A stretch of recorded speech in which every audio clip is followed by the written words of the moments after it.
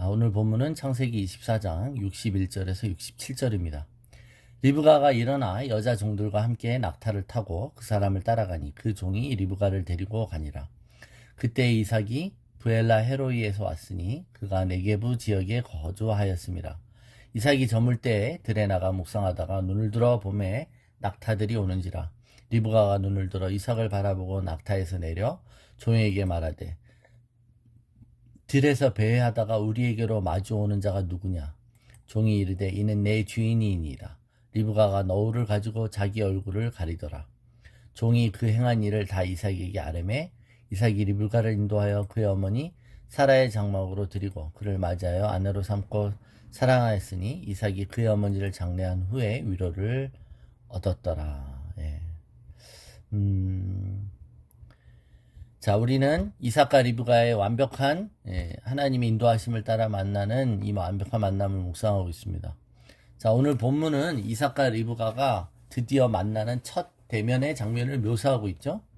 예. 만나서 어떤 대화를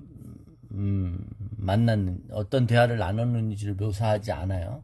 우리가 이 장면 묘사에서 우리가 이 장면을 묵상할 때 한번 상상해 볼 필요가 있습니다. 성경의 스토리 라인을 묵상할 때는 그 장면을 입체적으로 상상하는 것이 더 이 구절들과 이 단어나 이 행간에 있는 것들을 묵상하기에 좋은 것이죠. 우리 지난주에 주일날도 말씀드렸지만 우리가 여기 엘리에셀의 기름 부심이라는 게 신부에게 신랑을 소개하는 기름 부심이었죠. 엘리에셀이 이삭을 어떻게 설명했기에 사진 한 장도 없이 그냥 누구에 의한 전언에 의해서 이삭이라는 사람에 대해서 사모하는 마음을 리브가가 갖게 되었다는 것이죠. 자, 오늘 이삭이 저기 먼 발치에 있을 때 리브가가 낙타에서 뛰어내립니다. 여기서 내린다라는 이 표현은 그냥 이렇게 조심스럽게 내렸다기보다는 얼마나 빨리 만나고 싶은 마음으로 뛰어내렸다는 것을 볼 수 있죠. 자, 그럴 때 여기에 완벽한 만남의 세 번째 요소가 있어요. 자, 이 만남을 하고 있을 때 신랑은 뭐 하고 있었냐는 겁니다. 그는 묵상하고 있었어요.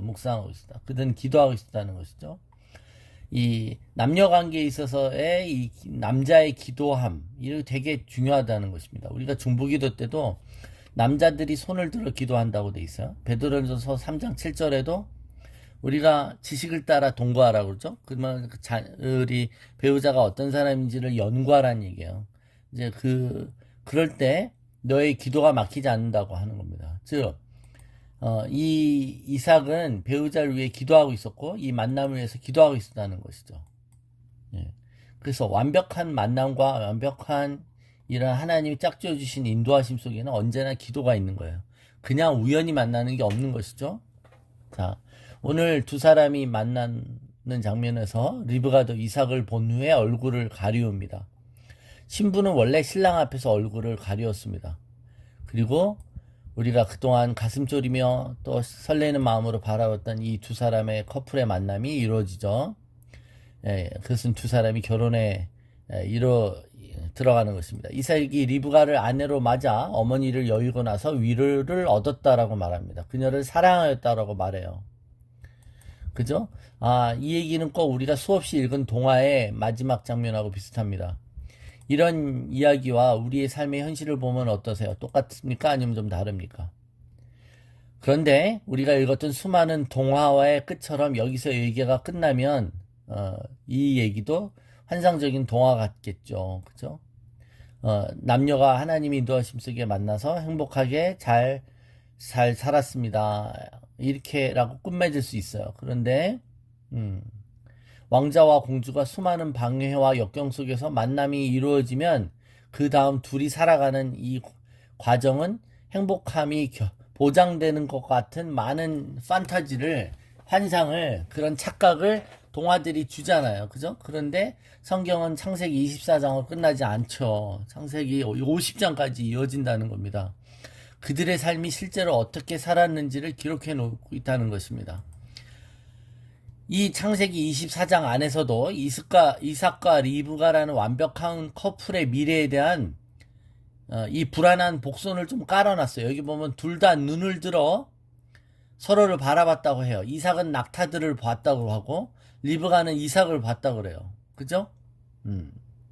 어떻게 보면 이삭은 리브가를 본 게 아니라 이삭은 낙타들을 봤다라는 이 표현을 일부러 쓰므로 이삭의 시야가 제한됐다는 것을 묘사합니다. 이거 대조적인 표현입니다. 여러분 그냥 읽으시면 안 되고, 예. 그러니까 여기 63절 64절에 이삭이 눈을 들어 봄에 낙타들이 오는 것과 리브가가 눈을 들어 이삭을 바라봤다는 서로 다른 표현을 쓰고 있다는 거예요. 즉 이삭은 뭔가 시야에 제한이 있는 거죠. 시각에 제한이 있어서 낙타들을 보는 거죠. 서로가 서로를 바라보지 못한다는 것에 대한 어떤 복선을 까는 문학적 기법입니다. 우리가 이 뒤에 얘기를 알지만 여러분 이삭과 리브가는 하나님이 정하신 상속자인 야곱을 알아보지 못하고 서로를 속이죠. 이 완벽한 커플인 이삭의 가정사를 보면 이 가정은 자식을 편애하는 소통 부재의 가정이 되어갑니다. 아버지는 에서를 더 편애하고 어머니는 작은 아들 야곱을 편애합니다. 두 부부가 하나님의 장자권이 누구에게 가는 것이 옳은가에 대한 허심탄회한 논쟁과 질책 또는 책망의 과정이 없어요. 아버지를 속이려고 하는 어머니와 또 둘째 아들의 연기 그리고 음모가 가득한 가정이 되어버리는 것이죠. 창세기 24장의 아름다운 러브 스토리는 그 이후의 스토리를 보면 현실적인 얘기로 돌아갑니다. 이 완벽한 커플이 어쩌다가 이렇게 될까요? 우리는 이럴 때 이 두 사람의 만남이 잘못된 만남이었다라고 착각한다는 거예요. 그죠? 이게 그렇지 않다는 겁니다. 완벽한 만남일지라도 중요한 건 과정이라는 것이죠. 이 커플의 만남은 분명한 하나님의 인도하심 속에 이루어진 완벽한 만남이었습니다. 완벽한 만남일지라도 부부는 서로에게 상처를 줄 수 있고 가정에 문제가 생길 수 있습니다. 이게 성경이 증거하는 씁쓸한 반전 이야기 같지만 우리가 이 세상에서 갖는 모든 만남의 실체, 리얼리티를 보여주고 있는 것이죠. 완벽한 공동체도 서로에게 상처를 줍니다. 나한테 상처를 주는 거 보니까 이 교회는 뭐가 부족한 것 같네. 이 교회는 뭔가 문제가 생기는 거 보면 이 교회는 뭐가 아닌 것 같아. 이거 아니라는 거죠. 서로를 바라보는 시야에 제한이 있을 수 있는 거예요. 즉 서로를 향한 하나님의 뜻을 혼동하기 때문에 그렇습니다. 자, 어제도 말씀드렸던 프랑스 작가인 그 알랑드 보통이라는 사람은 잘못된 사람과 결혼하는 첫 번째 이유는 자기 자신을 잘 모르기 때문이었죠. 두 번째 이유는 다른 사람을 이해하지 못하기 때문이라는 거예요. 그러니까 결론은 뭐예요? 자기도 모르고 남도 모른다는 얘기죠. 우리가 자기 자신이 얼마나 정상이 아닌지를 모르는 것만큼 다른 사람에 대해서 잘 파악하지 못한다는 거예요. 그래서 그는 결론을 차라리 현실적인 염세주의자가 되라고 권면합니다.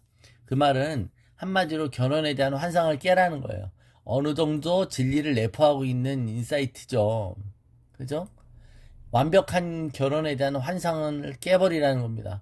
이 세상에 완벽한 만남과 이 세상에 완벽한 공동체도 없습니다.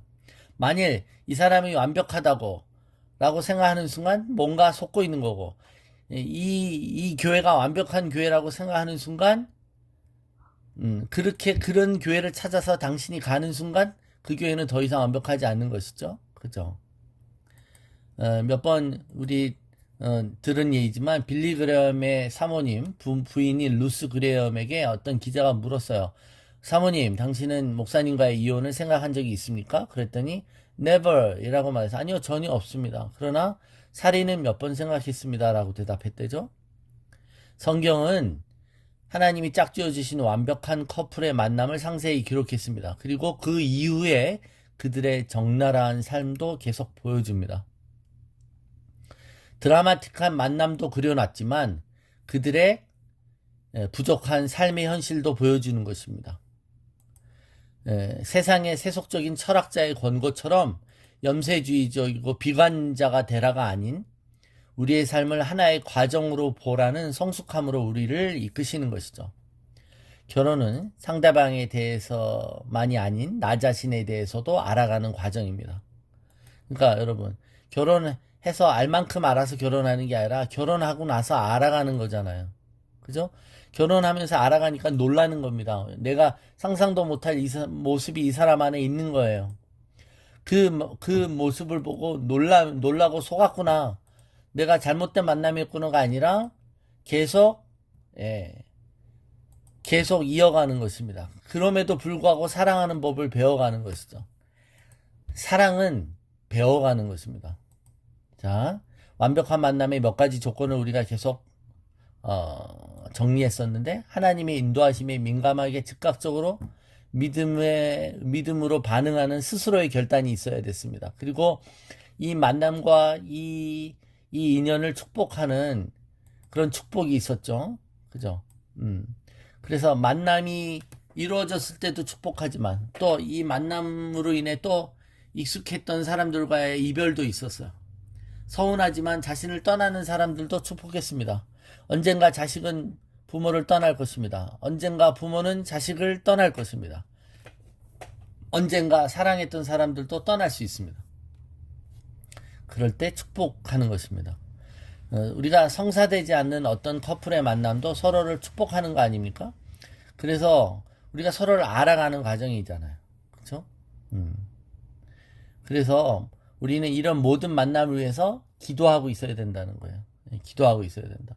어떻게 보면 이삭이 그 들에서 기도했던 그 기도가 결혼하고 나서는 없었다는 겁니다. 그러니 하나님의 뜻을 알지 못했고 그것이 이 부부간의 갈등의 이유가 될 수도 있었던 것이죠.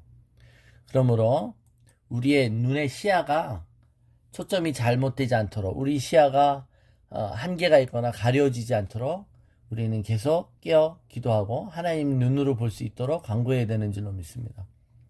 창세기 24장에는 정말 많은 참된 교훈을 우리에게 주죠. 그죠? 예, 우리 모두가 그렇습니다. 아름답고 완벽한 만남이란 결코 상대방에 대한 완전한 발견이 아니라 또 완전한 착각도 아니고 서로를 알아가며 이해해가며 용납해 가는 과정인 줄로 믿습니다.